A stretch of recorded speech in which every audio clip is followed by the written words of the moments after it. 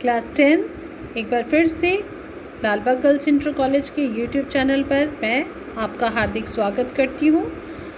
आज हम बच्चों जो टॉपिक पढ़ने जा रहे हैं वो हमारा केमिस्ट्री का टॉपिक है और उसमें हम कार्बन के अपरूप के बारे में पढ़ेंगे। ये आपने छोटी कक्षाओं में भी पढ़ा होगा। कार्बन के अपरूप आप जानते होंगे, हीरा, ग्रेफाइट, ये नाम आपने सुने होंगे। तो अपरूपता क्या होती है, आइए पहले तो हम इसे जानते हैं।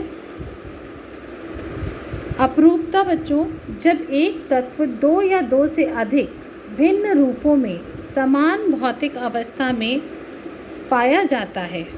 कोई भी तत्व जब समान भौतिक अवस्था में पाया जाता है तो इन भिन्न रूपों को अपरूप कहते हैं तथा यह गुण अपरूपता कहलाता है।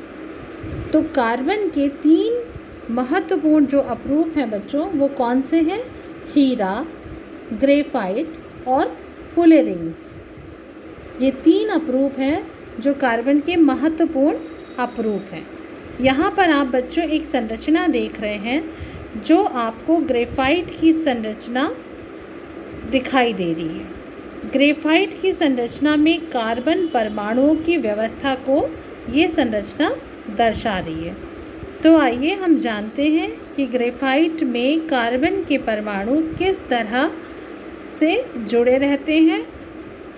इसमें आप जो संरचना आपको दिख रही है बच्चों, इसमें आप देख रहे होंगे कि ग्रेफाइट में कार्बन के प्रत्येक परमाणु का आबंधन कार्बन के 3 अन्य परमाणुओं के साथ एक ही तल पर हो रहा है और ये एक ही तल पर बच्चों एकल बंध यानी सिंगल बॉन्ड के माध्यम से जुड़े हुए हैं।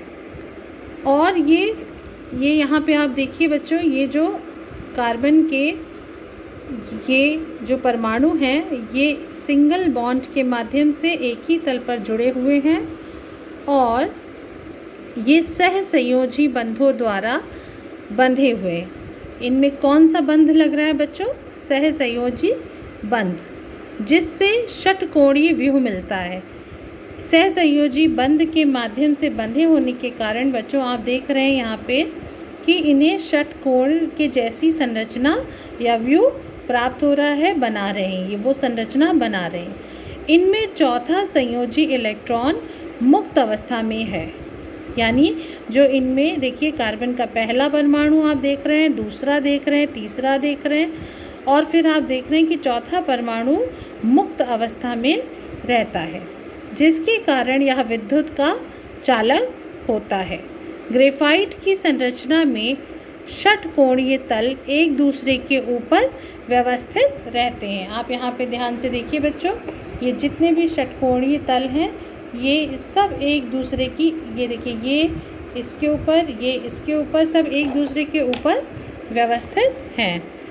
इन 2 भिन्न संरचनाओं के कारण हीरे एवं ग्रेफाइट के भौतिक गुणधर्म में अंतर होता है, जबकि उनके रासायनिक गुणधर्म एक समान होते हैं।